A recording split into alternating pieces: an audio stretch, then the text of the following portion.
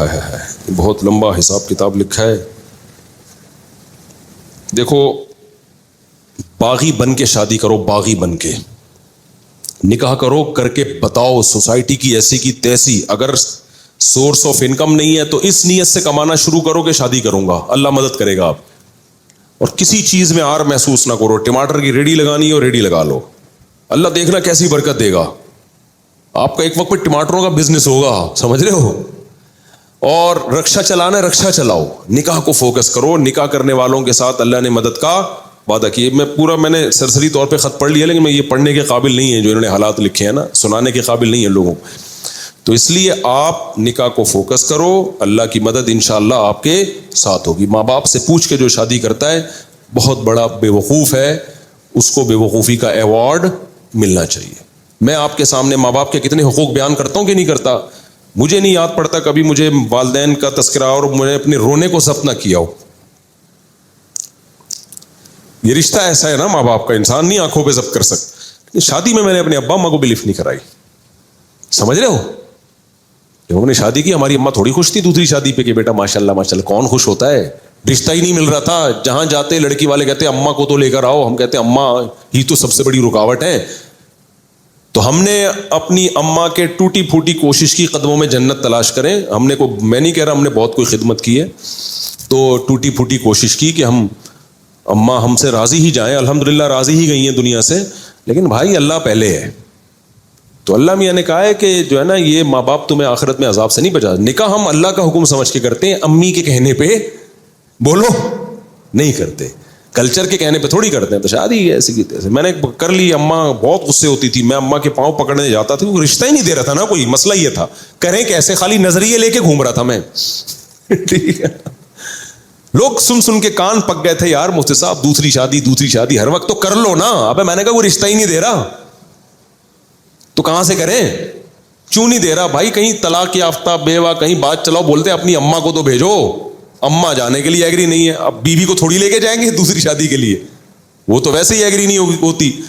لے کے کس کو جائیں؟ کوئی جا ہی نہیں رہا. تو بہرحال پھر میرے بڑے بھائی کو ہم نے غیرت ویرت دلائی تھوڑی سی. بڑے بھائی کو نا، ان کو اس وقت تو تھوڑی سی غیرت آئی. جب شادی کے بعد مسائل آئے ہیں نا تو وہی انہوں نے بھی میرے اوپر نزلہ گرایا، یار اس نے مروایا، مجھے بھی اس نے مروا دیا. ان کو نہیں پتا تھا اتنا سخت ریئیکشن ہوگا کہ میں بھی پھنسوں گا اس میں. تو اور میرے دو بھائی آخر میں ایگری ہو گئے تھے، چلو ٹھیک ہے کر لے یار. ایک بھائی نے بات کی جو میری اہلی ہے نا ان کے والدین سے، ہاں چلے ٹھیک ہے اب کرے گا. تو یہ ان کو یہ ڈر تھا کہ یار اگر میں انوالو نہیں ہوں تو پتہ نہیں کہاں کر لے جا کے یہ کوئی آڑا ترشا، کوئی خاندان میں کوئی ایسی چیز نہ ہو. وہ راضی نہیں تھے وہ بھی، لیکن وہ اس لیے ہو گئے کہ یار یہ ڈھیٹ آدمی ہے، یہ کر کے چھوڑے گا. تو اب اگر ہم انوالو نہیں ہوئے تو پتہ نہیں کوئی اٹھا کے آڑے ترشا ہمارے خاندان میں کوئی بدنما کوئی دھبا نہ لگ جائے، کوئی منہ دکھانے کے قابل نہ رہے خاندان میں. تو ابھی کم از کم کسی اچھی جگہ پیغام بھیجا ہوا ہے اس نے خاندانی لوگوں میں. تو اس لیے وہ نہ چاہتے ہوئے آ گئے، لیکن عین وقت پہ وہ بھی مکر گئے عین وقت پہ. اور پھر کیا ہوا ہے، جو چھوٹے بھائی کو میں نے کہا تو آجا نکاح میں، کوئی تو ہو جس کو میں شادی میں بٹھاؤں. تو اس نے کہا میں آ رہا ہوں. عین وقت پہ وہ کمبخت بھی نہیں آیا. میرا بھائی ہے، میں تو کہہ سکتا ہوں نا چھوٹا ہے، کمبخت ہے نہیں، بڑا نیک آدمی ہے، لیکن میرا تو حق بنتا ہے نا. عین وقت پہ وہ بھی مکر گیا، نکاح نامہ لے کے گھوم رہا.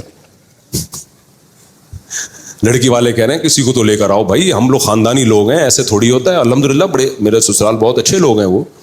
بھائی کسی کو تو لے کر آؤ بیٹا، ہم نے ایسے کبھی نہیں، ایسے وہ رخصتی ایسے نہیں ہوتی. تو میں کیا کس کو لے کر آؤں؟ 2-4 دوست میں نے ادھار پکڑے، کہیں سے ادھار پکڑے. ہر شخص ڈر رہا تھا کہ یار ہم بھی پٹیں گے بیٹا تیرے ساتھ. رشتہ دار سارے کہ یار ہم پہ بھی بلی آئے گی. سب سے پہلے سوال ہوگا شادی میں گیا کون کون تھا. سب بھاگ گئے.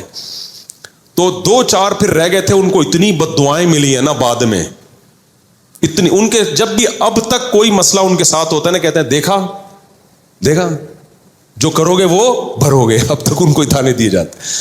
تو اس موقع پر پھر ہماری اماں راضی نہیں تھی. ہم نے کہا کوئی بات نہیں یار، اماں کی ویلیو ہے ہمارے دل میں، لیکن اللہ پہلے ہے بھائی. ہم نے کر لی. 15 دن کے بعد اماں کو پتہ چلا.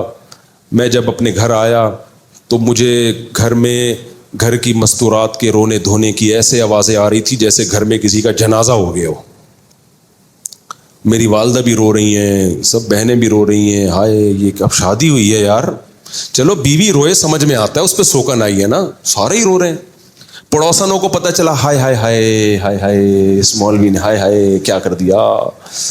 پڑوسی برے بن گئے میرے لیے سب, جس کو ابھی تو ماحول بن گیا ہے, ابھی تو ماحول بن گیا ہے, جب میں نے کیا تھا ماحول نہیں بنا ہوا تھا.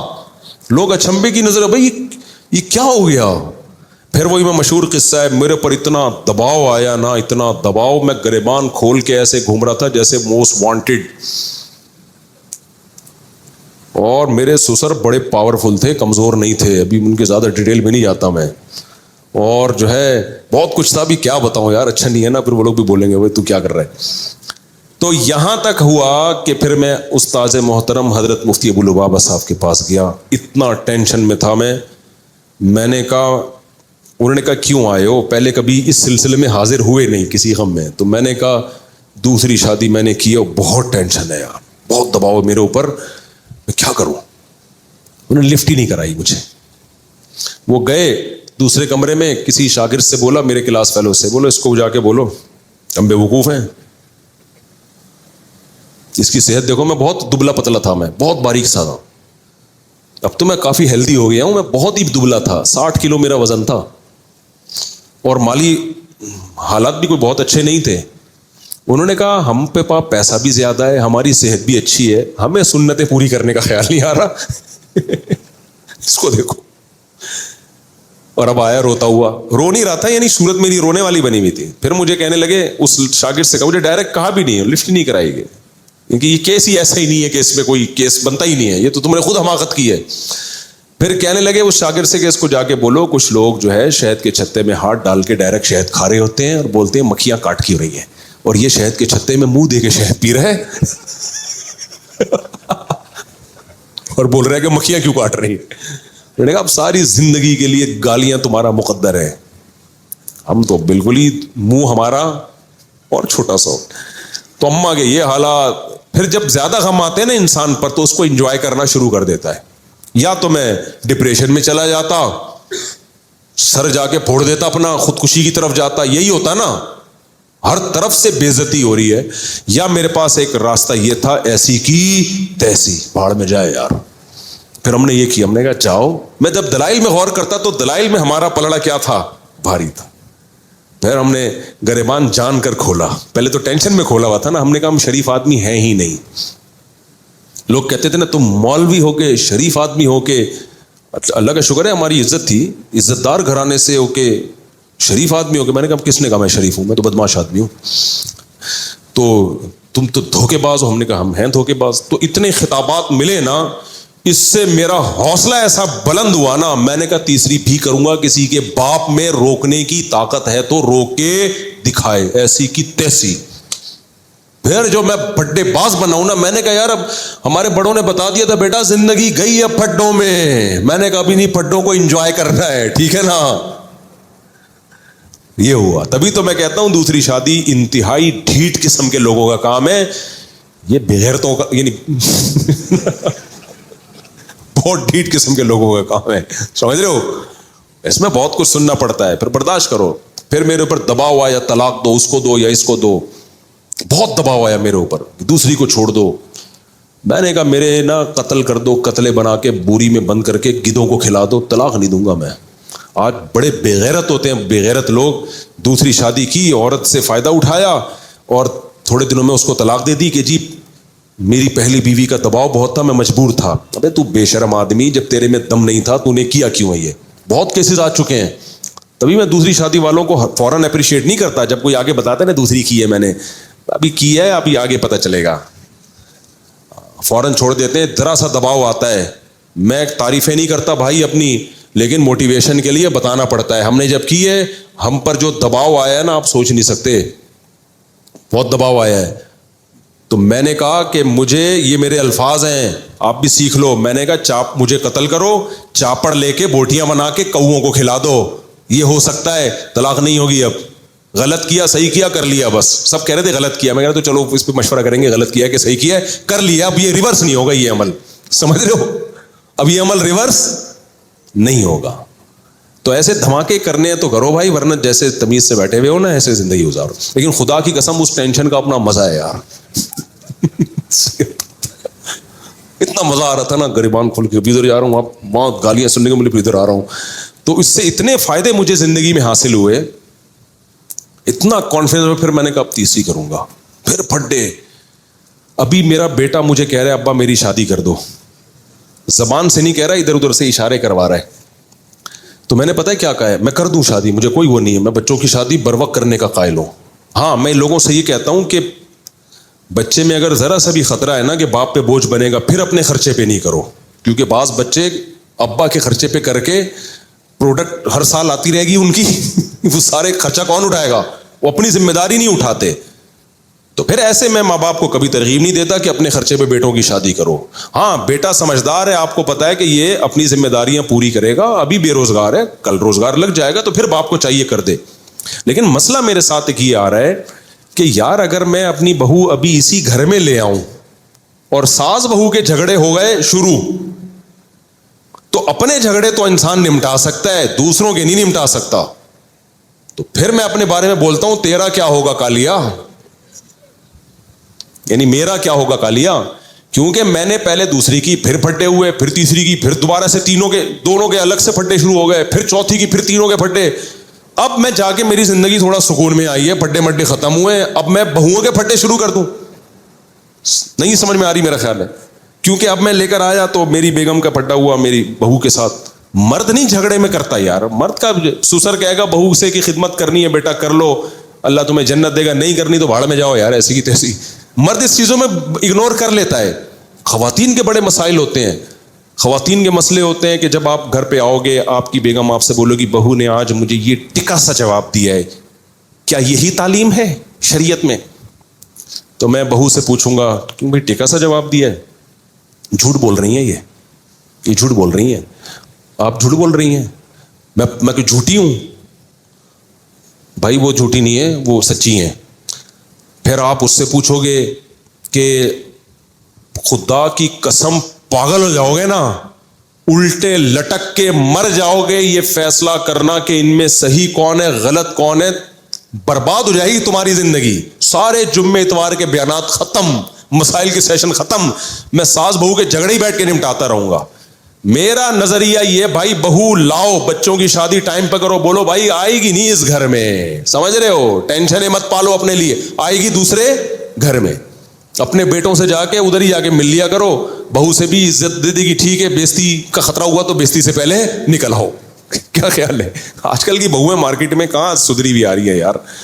میں جانتا ہوں جوائنٹ فیملیوں میں عزت دار لوگ بڑے تمیز سے رہ رہے ہیں, ہمارے اپنے ریلیٹیو ہیں, ساری بہویں اکٹھی بڑی لائف کو انجوائے کر رہے ہیں وہ لوگ, لیکن ہر جگہ ایسے نہیں ہوتا. اب ہم جب لائیں گے ہمیں کیا پتہ ہے اگلا نکلے گا کیا, اچھے نکل آئے تو بہت اچھی بات ہے, نہیں تو بھائی ہماری تو زندگی برباد ہو جائے گی یار. تو میں جوائنٹ فیملی کا اس زمانے میں قائل نہیں ہوں. الگ الگ صاحب بچوں سے بھی میں نے بولا, ابھی ایک بچہ نے زیادہ اشارے بھیجے نا, میں نے کہا بیٹا گھر ارینج کر لے, شادی میرے خرچے پہ ہوگی تیری, یہاں نہیں آئے گی. اب آپ کہہ سکتے ہو مجھ سے آپ گھر بھی بچے کے لیے آپ ارینج کر لیں, اور میرے ماشاءاللہ 8 بیٹے ہیں, تو اگر میں 13 گھر میں چلاؤں گا تو IMF سے مجھے قرضہ دلا دو بھائی. اور بیٹے میں ایک بھی نالائق نکل آیا نا جس کو عادت ہو گئی ابا کا مال کھانے کی, وہ تو میرے بچے پیدا کرنے والے بیانات روزانہ سنے گا بیٹھ کے, خوب اسپیڈ سے بچے نکالے گا اور میری گودوں میں لا کے ڈالتا رہے گا, سمجھ رہے ہو. پھر بھی مجھے قبول ہے یار, ہمارا ظرف بہت بڑا ہے الحمدللہ, لیکن بگڑ جائے گا. ایسا ہوتا ہے نا کہ ابا جب تک میں کما نہیں رہا تو فی الحال میرے بچے بھی آپ پالیں, میری بیگم کو بھی آپ پالیں, کوئی بات نہیں, بہو بھی بیٹیوں کی طرح ہوتی ہے, پال لیں گے یار, جہاں اللہ نے اتنا کھلایا ہے اور کھلا دے گا. لیکن مسئلہ بگڑنے کا خطرہ ہوتا ہے کہ جب فری پھوکٹ کی لڑکوں کو عادت پڑتی ہے نا, ایک دفعہ بگڑ گئے تو قیامت تک نہیں اٹھتے. تو لڑکوں پہ تو ذمہ داریاں ڈالو. ایک واقعہ سنا کے اس ٹاپک کو ختم کرتا ہوں. ہمارا ایک جاننے والا ٹھیکیدار ہے, بہت پیسہ ہے اس کے پاس.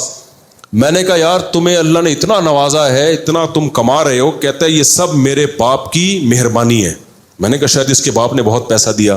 کہہ رہے نہیں, میرے باپ نے میرے سامنے سے روٹی چھین لی تھی. کہہ رہا میں ہڈ حرام تھا ونس اپون اے ٹائم, باپ کے ٹکڑوں میں پلتا تھا, گھر آ کے کھاتا رہتا تھا, اور جا کے لڑکوں میں بیٹھ کے سٹے. کہہ رہا میرا باپ سمجھاتا رہتا تھا بیٹا کچھ کر، بیٹا میں کرتا نہیں تھا. ایک دن باپ نے میرے سامنے سے کھانا ہٹا لیا، بولا آج کے بعد تو اپنے خرچے پہ کھائے گا. کہہ رہا اس وقت تو مجھے بڑی بے عزتی، لیکن باپ نے میری خیر خواہی میں کیا، سمجھ رہے ہو، مجھے اپنے پاؤں پہ کھڑا کرنے کے لیے. کہتے ہیں نا مجھے چلنا سکھانے کو سہارا چھین لیتا ہے. بچوں سے بعض دفعہ سہارا چھینا جاتا ہے تاکہ اپنے پاؤں پہ چلنا سیکھیں. بچہ سمجھتا ہے میرا باپ ظالم ہے، مجھ سے بیساکھی چھین رہا ہے. بھائی ڈاکٹر یا باپ بیساکھی آپ سے اس لیے نہیں چھین رہا کہ آپ کو وہ گرانا چاہتا ہے، وہ آپ کو اپنے پاؤں پہ کھڑا کرنا چاہتا ہے. بعض دفعہ اللہ کی طرف سے ایسے حالات آتے ہیں کسی نوجوان پہ کہ وہ اسٹیبل ہو جاتا ہے، وہ اپنے پاؤں پہ کھڑا ہو جاتا ہے. تو شاعر نے اسی کو کہا مجھے چلنا سکھانے کو سہارا چھین لیتا ہے. اللہ بعض دفعہ سہارا چھینتے تاکہ تم خود چلنا سیکھو. تو کہہ رہے ہیں میرے باپ نے میرے سامنے سے کھانے کی پلیٹ ہٹا لی اور کہا اب تو اپنے خرچے پہ کھائے گا. کہہ رہا اس وقت تو مجھے بڑی بے عزتی محسوس ہوئی، لیکن جب ہوش آیا تو میں سمجھ گیا. اس کے بعد میں نے کمانا شروع کیا، محنت کی، اور آج کروڑوں میں کھیل رہا ہے وہ آدمی. تو ڈر یہ بعض دفعہ ہوتا ہے کہ آپ اپنے بچوں کی اپنے خرچے پہ کرانا شروع کر دو، پتہ چلا وہ کیا بن گئے، اپاہج. تو کراؤ ضرور. لوگ مجھے کہتے ہیں مفتی صاحب کبھی آپ بیان کرتے ہو اپنے خرچے پہ بیٹوں کی شادی کرا دیا کرو، کبھی آپ کا بیان آ رہا ہے نہیں کرایا کرو. بھائی یہ بچوں کی نوعیت پر ہے. جس بچے کے بارے میں آپ کو یہ خطرہ ہو کہ یہ اپاہج ہے، کر کچھ نہیں رہا ہے، یہ نالائق آدمی ہے، اس کی کبھی بھی مت کراؤ. کیونکہ اگر اس کی تم نے شادی کرا دی وہ اسپیڈ سے بچے نکالے گا دبا کے اور تمہاری گود میں لا کے ڈالتا رہے گا، خرچہ ایک بھی نہیں اٹھائے گا اور پھر اور پوستی ہو جائے گا وہ. لیکن اگر بچہ سمجھدار ہے، آپ سمجھتے ہو کہ جو کام اس کے ذمہ لگایا جاتا ہے وہ کر رہا ہے، پڑھائی کو فوکس کیا ہوا ہے اور محنت کر رہا ہے، اس کی اپنے خرچے پہ کرایا کرو. اس سے تمہارے رزق میں بھی اللہ تعالیٰ برکت دے گا، تمہیں بھی اولاد ملے گی، پوتے نواسے ملیں گے، بچہ برائیوں سے بچے گا. لیکن کرانا اس گھر میں نہیں ہے. بیٹا بڑا ہو، چل بھائی دوسرے گھر میں بہو آئے گی، اپنے لیے ٹینشنیں مت پالو. بہت خطرناک لڑائیاں ہوتی ہیں عورتوں کی، اور ان لڑائیوں میں انسان کی ایسی کی تیسی ہو جاتی. اپنی لڑائیوں انسان کو پتہ چل جاتا ہے کہ میں نے کیا کرنا ہے. اپنی لڑائی میں یہی کہ شکست مان کے قبول کر لینا ہے، وہ دب جائے گی. بھائی آپ کا بیوی سے پھڈا ہو گیا، دلائل کی دنیا میں گئے، بیگم کی سمجھ میں نہیں آیا، آخر میں آپ بولو میری غلطی آئندہ نہیں ہوگا، ختم ہو گیا پھڈا. کیا خیال ہے؟ بہو کو یہ سمجھانا نا کہ تم بول تمہاری غلطی ہے، یہ نہیں. اور اس میں بعض دفعہ ساس ظالم ہوتی ہے، وہ اور جری ہو جاتی ہے. تو اپنی غلطی میں تو یہی ہے کہ آپ سوری کر لو گے یا جھک جاؤ گے، بولو گے ٹھیک ہے جی، مٹی پاؤ گے. تو لیکن خواتین کے میں ایسا نہیں ہوتا. وہ کہتی ہیں جس کی غلطی ہے اس کو سزا ملنی چاہیے. اور کون غلطی مانتا ہے اس زمانے میں؟ وہ ایک آدمی کی شادی ہوئی، 100 سال ہو گئے، بڑا ہینڈسم اسمارٹ نکلا نا وہ. لوگوں نے پوچھا یار تم 100 سال میں بھی اتنے ہینڈسم، اور تمہاری بھابھی بھی، ہماری بھابھی بھی ماشاءاللہ بڑی ہینڈسم ہے، یہ ہوا کیا ہے؟ کہتے دیکھو میری جب شادی ہوئی تھی تو میرا بیوی سے ایگریمنٹ ہوا کہ جب بھی غلطی ہوگی نا تو جس کی غلطی ہوگی وہ سوری کرے گا، اور سوری بھی کرے گا، اور 500 قدم بھی، 500 نہیں یعنی 10 کلومیٹر بھی پیدل چلے گا وہ.